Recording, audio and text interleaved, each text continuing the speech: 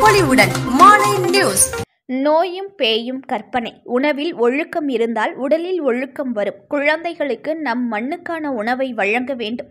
தற்காலத்தில் செய்யப்படும் மைதா வகையில் செய்யப்பட்ட உணவை வழங்குவது தவறாகத்தான் இருக்கும் என்று மயிலாடுதுறையில் மரச்செக்கு ஆலை மற்றும் இயற்கை உணவுப் பொருள் அங்காடியை திறந்து வைத்த தமிழ்நாடு அரசின் விருது பெற்ற வேளாண் செம்மல் இயற்கை மருத்துவர் கோ. சித்தர் தெரிவித்துள்ளார். மயிலாடுதுறை மாவட்டம் மயிலாடுதுறை அருகே மாப்படுகை கிராமத்தில் மரச்செக்கு ஆலை மற்றும் இயற்கை உணவுப் பொருள் அங்காடி இன்று துவங்கப்பட்டது. இயற்கை விவசாயி ராமலிங்கம் என்பவரால் நிறுவப்பட்ட இந்த ஆலையை தமிழ்நாடு அரசின் விருது பெற்ற வேளாண் செம்மல் இயற்கை மருத்துவர் கோ. சித்தர் கலந்து கொண்டு திறந்து வைத்தார். இதனைத் தொடர்ந்து அவர் செய்தியாளர்களிடம் பேசுகையில், செயற்கரிய செய்கின்ற ஒரு செயல் தமிழ் மரபின் தொன்மையாக இருந்தது.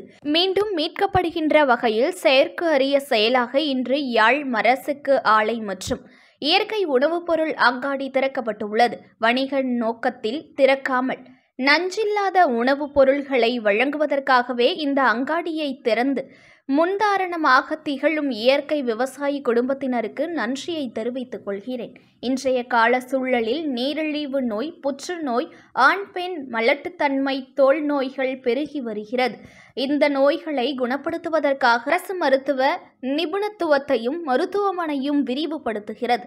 இதனால் தீர்வு கிடையாது. உணவுகளால் ஏற்படும் குறைகளை போக்குவதற்கு இயற்கை உணவுப் பொருள்கள் மருந்தாக உள்ளது.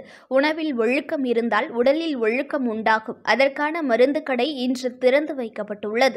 குழந்தைகளுக்கு எந்த உணவை தரக்கூடாது என்பதில் நாம் கவனமாக இருக்க வேண்டும். நம் மண்ணில் கிடைக்கும் உணவுகளை உண்டால் பாதிப்பு கிடையாது. நூடுல்ஸ் என்பது தவறான உணவு. நமது பாரம்பரிய நூடுல்ஸ், இடியாப்பம் போன்ற நிறைய ரகங்கள் உள்ளது. குழந்தைகளுக்கு மைதாவில் தயாரிக்கப்பட்ட உணவுகள் தரக்கூடாது.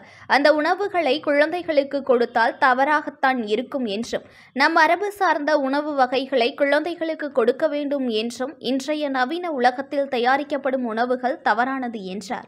இந்த அங்காடி, இந்த செக்கின் முக்கிய நோக்கம் என்ன என்றால் வணிகம் அல்ல. நன்றாக புரிந்து கொள்ள வேண்டும். அந்த நோட்டீஸில் கூட அவங்க அடிச்சிருந்தாங்க, நாங்கள் நிலக்கடலை எல்லை கூலிக்கு அரைச்சி தரோம் அப்படின்னு சொல்லியிருந்தாங்க. இது கூலிக்கு அல்ல, நிலக்கடலை அல்ல, உங்கள் நலத்திற்கு அரைத்து தருகிறோம் தான் புரிஞ்சுக்கிறோம்.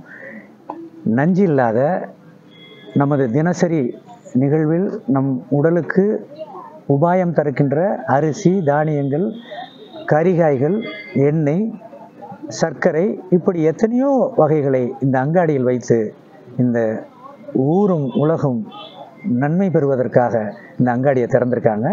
இதற்கு நிறைய இயற்கை உழவர்கள் ராமலிங்கத்திற்கு பக்கபலமாக இருக்காங்க.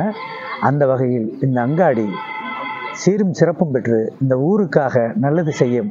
இது ஊருக்கு உழைக்கின்ற யோகம் என்று நான் கருதுகின்றேன். ராமலிங்கத்திற்கும் அவர் குடும்பத்திற்கும் எனது அன்பும் வாழ்த்துக்களும்.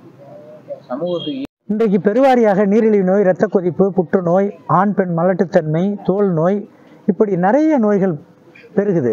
ஒரு பக்கம் அரசு என்ன பண்ணுதுன்னு பார்த்தீங்கன்னா, இந்த நோய்கள்லாம் எப்படி தீர்க்கணுங்கிறதுக்காக மருத்துவ மையத்தையும் மருத்துவ நிபுணத்துவத்தையும் விரிவுபடுத்துகிறாங்க. அதனால் தீர்வு கிடைக்காது.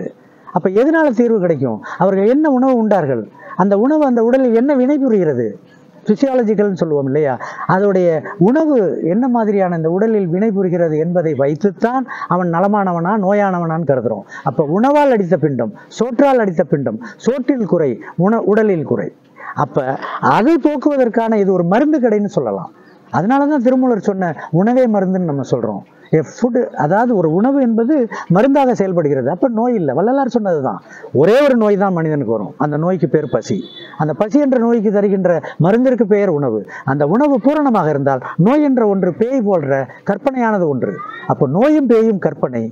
உணவில் ஒழுக்கம் இருக்க வேண்டும், உடலில் ஒழுக்கம் வரும். அதற்கான அங்காடி இது. புத்த புது பொலிவுடன் மாலை நியூஸ்.